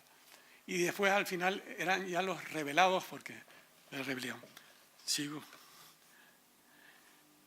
Hablo del proceso de independencia, la lucha por la independencia. Amílcar Cabral se independizó en el año 75, Cabo Verde junto con Guinea-Bissau. Este señor, Amílcar Cabral, era de Guinea-Bissau. Aquí figura en un sello de alemán. Cabo Verde, ya hablamos de el Cabo Verde ya más moderno, que ya pues está haciendo esto en la Universidad de Cabo Verde, en el año 2010, que bueno, la universidad ya están saliendo adelante, ¿no? En el año 75, nosotros estuvimos en el 78 por primera vez y había todavía mucha pobreza, estaban desorganizados 3 años después de la independencia. Pero ahora Cabo Verde ya va tomando su rumbo y bien, ¿no?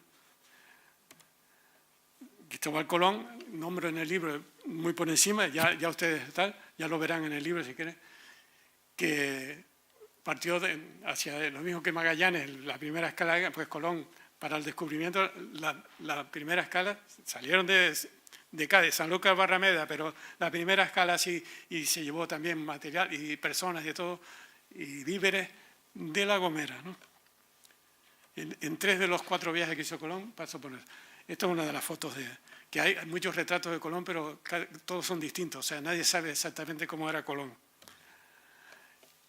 Colón vivió, por eso lo pongo, pues, Colón fue macaronesio también, vivió más de 2 años en Madeira, en Porto Santo sobre todo, porque se casó con una hija de uno de los donatarios, de los primeros, incluso de los descubridores de Madeira, ¿no? que fue Bartolomeu Perestrelo. El apellido Perestrelo, que ahora está aquí en La Palma sobre todo y tal, Perestrelo es una deformación del Perestrelo, que es un apellido que viene de ahí, es de origen genovés, pero después fue enraizado en Madeira, ¿no? Pues esta es la casa que ahora en Porto Santo, la casa donde vivió Colón y tal, que lo tienen como un museo. Estas es la célebre oveja peligüey. Aquí no había, aunque representan a los guanches en la ceremonia de los guanches en Candelaria, cuando la Virgen Candelaria representan a los guanches con esas lanas, esos vestidos así de una lana tal, eso no existía aquí, está mal, porque la oveja era, la que había aquí era la oveja de pelo que existe en la costa de África, en Mauritania, en el Sáhara y tal. Y esta es la oveja peligüey, que fue llevada por Colón a la isla española, que es Santo Domingo y Haití en la actualidad, y ahora ha sido reintroducida otra vez en Canarias, y además tiene una carne buenísima y tal. Oveja de pelo, no tiene lana, sino es así. Darwin, pues también árbol de Darwin, porque Darwin se quedó, fue también macaronesio, porque pasó primero por Madeira, pero no desembarcó por mal tiempo, no sé qué. Después quería desembarcar aquí porque traía los conocimientos de Humboldt, o sea, estaba frito por subir al Teide, y resulta que también por decían que había cólera en Inglaterra, que el barco y lo dejaron en cuarentena. Entonces el capitán dice, no nos vamos, no esperamos 40 días aquí y tal. Y se fue para Cabo Verde, tuvieron la suerte los caboverdianos de que la primera isla donde desembarcó y empezó a estudiar fue precisamente aquí. Y en ese islote, que esto es la bahía de Praia, en la capital de Santiago, la capital de Cabo Verde, en este islote, Lazo Sánchez Pinto y yo hemos ido desde aquí en marea baja, se puede ir incluso caminando, o sea, con el agua por aquí, pero puedes llegar. Si sube mucho la marea, entonces no, pero nosotros hicimos caminando y a la vuelta yo me las vi a agradecer. Lázaro, como es más grande, llevamos la mochila y eso así en alto, y yo tenía que ir dando saltos para respirar. Lázaro le llegaba así, podía respirar, pero yo tenía que dar saltos para respirar, pero conseguimos llegar, ¿no? Pues aquí fue donde desembarcó el Beagle, el barco con el que Darwin hizo todos sus estudios, llegó a Galápagos y dio prácticamente la vuelta al mundo. Desembarcaron aquí por primera vez y en esta edificación o en alguna parecida es donde establecieron su cuartel de campaña para hacer sus estudios y tal. La Macaronesia del futuro, pues esto ya me refiero, este es el último capítulo del libro, la zona económica exclusiva, las aguas Canarias y tal, están en disputa, pero yo creo que esto no va a tener. Las islas salvajes en realidad administrativamente pertenecen a Madeira, a pesar de que están mucho más cerca de nosotros. Pero bueno, todo eso, y estas son una ampliación solicitada también bueno, en fin, no me quiero extender más. Y el futuro de la energía en Canarias y en todos los archipiélagos macaronesios, el futuro de la energía está en las energías renovables, para depender cada vez menos del exterior de las energías fósiles, del gas y del petróleo. porque tenemos la suerte en Canarias de tener en Azores, que tienen menos sol, pero tienen mucha energía geotérmica. Esta es una planta, en la isla de Terceira, una planta geotérmica, aprovechando esa energía. En Azores está lleno, en todas las islas hay fumarolas por todos lados. Ellos las aprovechan incluso para hacer, condimentar comida típica, unos guisos típicos, ponen pescado o carne, cubierta así con hojas de plátano, no sé qué, tal, y unas piedras encima. Sí, bueno, nos vamos. Sí, perdón, porque ya...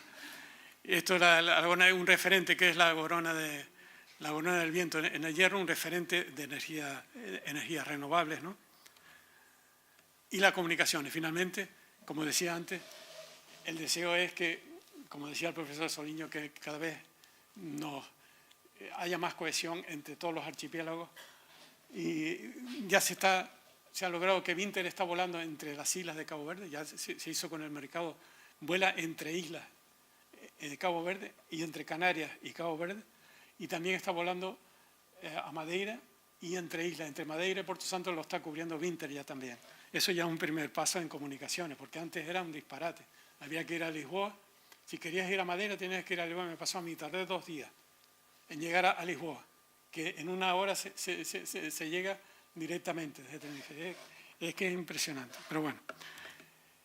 Y ya, al final, pues mire, una imagen vale más que mi palabra. Él hizo referencia al profesor Gómez Soliño. Esto fue hace 1 año, nada más, una reunión interparlamentaria que era entre los parlamentos de los 4 archipiélagos macaronesios, dándose la mano, los presidentes de los parlamentos de Madeira, de Canarias, el actual presidente del Parlamento, ya por poco tiempo seguramente, presidenta de Cabo Verde y el presidente de Azores y el presidente de Cabo Verde. Y en fin, con esto ya, perdonen que me he extendido, pero bueno, ya muchas gracias por la atención, ¿no?